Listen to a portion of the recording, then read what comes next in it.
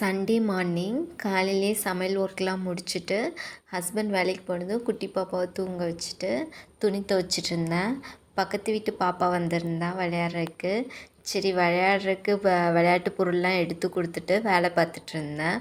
அந்த பாப்பா வந்து அக்கா நான் நிறைய விளையாட்டு பொருள்லாம் பிரித்து வச்சுருக்கேன், எனக்கு கொஞ்சம் அரேஞ்ச் பண்ணி தாங்க, விளையாடுறதுக்கு ஜாலியாக இருக்கும் அப்படின்னா. சரி ஒரு 2 நிமிஷம் இருமா அப்படின்னு சொல்லிட்டு துணி துவைச்சி முடிச்சுட்டு வந்து அவங்களுக்கு எல்லாமே அரேஞ்ச் பண்ணி கொடுத்துருந்தேன்.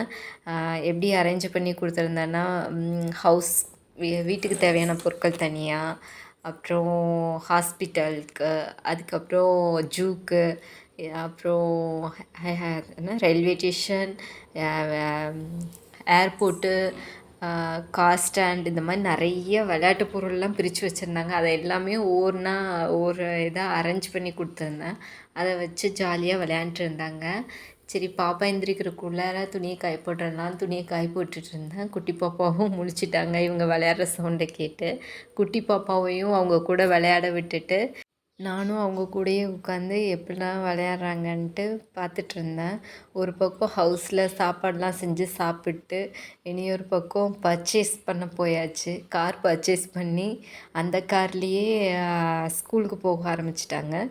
ஸ்கூலுக்கு போகிற வழியிலேயே பார்க்கிங் ஏரியா பார்த்து பார்க் பண்ணிவிட்டு காரை, அப்புறம் ஸ்கூலுக்குள்ளே போய் படிக்க ஆரம்பிச்சிட்டாங்க.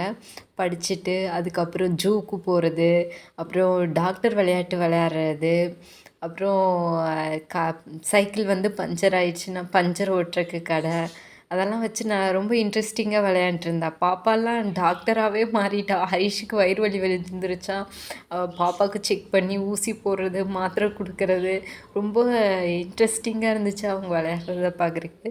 குட்டி பாப்பாவும் அவங்க கூட விளையாட ஆரம்பிச்சிட்டா. அவங்க ஒரு பக்கம் விளையாட ஒரு பக்கம் டிஸ்டர்ப் பண்ணிட்டு இருந்தா.